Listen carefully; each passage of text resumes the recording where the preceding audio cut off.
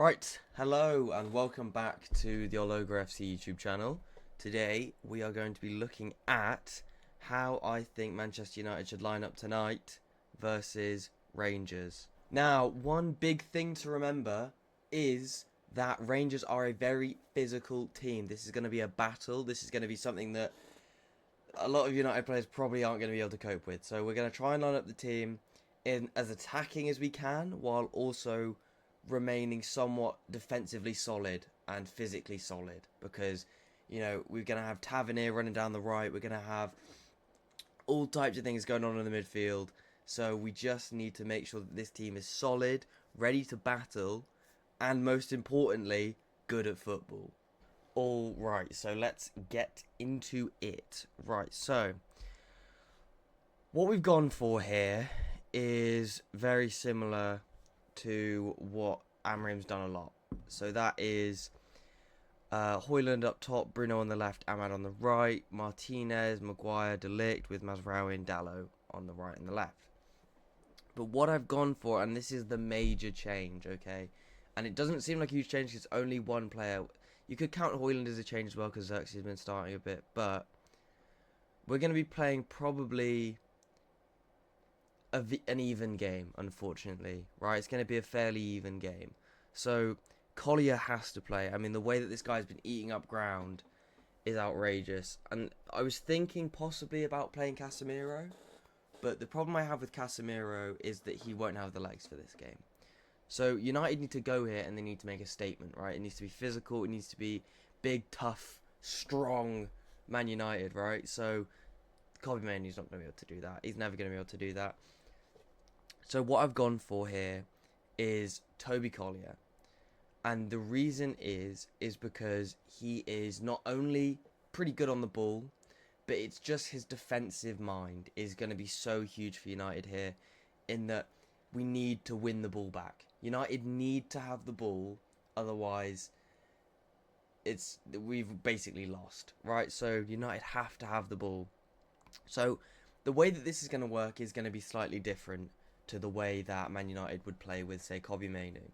So Collier, let's say, has the ball here. Unlike a Kobe Mainoo, he isn't going to be able to nutmeg his man and push on, providing some form of link up between him, Bruno, and Højlund. But what he is going to be able to do is hopefully, and we saw this work against Liverpool, is win the ball back and play it out to Dalot. Right? If he can play the ball out to Dalot, then we should, hopefully, if Dalot's got his running boots on, be able to play more down the wings, which we know Amorim prefers to do really anyway. So rather than progressing the play necessarily in the same style that Kobe Mainoo would, he would still be doing a similar role, but with a far more ball-winning element to the game, right? So, and then next, I'd say that we should look at Højlund, right? So how does Højlund fit in? Why have I brought him back in? And the reason is because I don't think that this is a game. I don't think that United are at a place right now where Joshua Xerxes is the ideal option for this game. Joshua Xerxes is a player that I really, really like. Is a player that I much prefer to Højlund. But the issue that I have is that so far in the Europa League, Højlund has scored, I think, 4 goals. He's been doing really well. He scored 2 goals against Bodo Glimt. He's a very good goal scorer. That you can't take away from him. But his problem is his positioning, and that's what we all know. But when it comes to making runs in behind, which I think United are going to have to do a lot of, especially without that forward presence of Collier and Ugarte, that it just isn't going to be there, right? So whereas when you had Mainoo, you would be able to, like I said, have this fourth man come in here. It's actually still going to just be a 3, possibly made into a 4 with Dalot there. So I've gone for Højlund because, like I just said, balls over the top from Ugarte, Højlund can run on, crosses from possibly Bruno or Ahmad to go into Højlund, which isn't really possible with Xerxes. He is absolutely atrocious in the air. But I think the defence kind of speaks for itself here. The midfield, like I've just explained, Dalot and Mazraoui. I think that really what they're going to be doing, like they have done many a time, is play as a 5, which to a lot of attacking football fans like myself is incredibly disappointing, but it does work. So we're going to move them back here for the purposes of my own sanity and making it look like a far more attacking formation. But I think we're going to honestly play a little bit more defensive with the idea of hopefully Højlund running onto balls, similar to how Gyökeres played against big teams.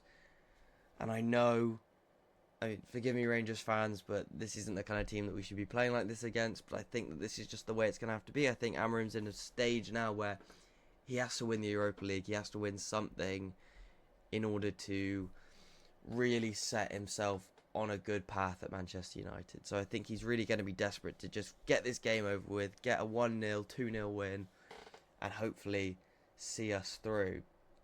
But yeah, as we know, we're unbeaten in the Europa League right now.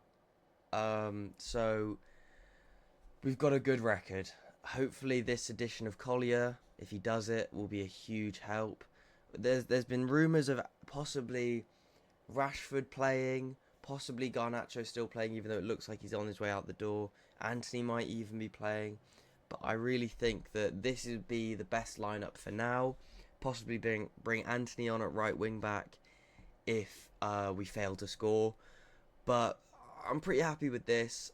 And I would really urge him to start Højlund here because of Højlund's record in the Europa League.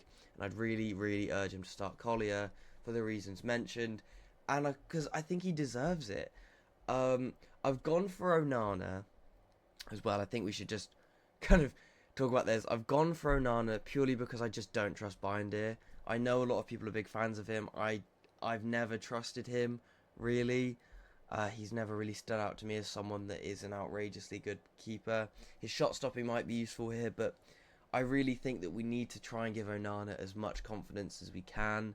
And I think that swapping out for Bindier after, he made that mistake against Brighton, it just feels too harsh to me, but maybe I'm just too much a nice guy.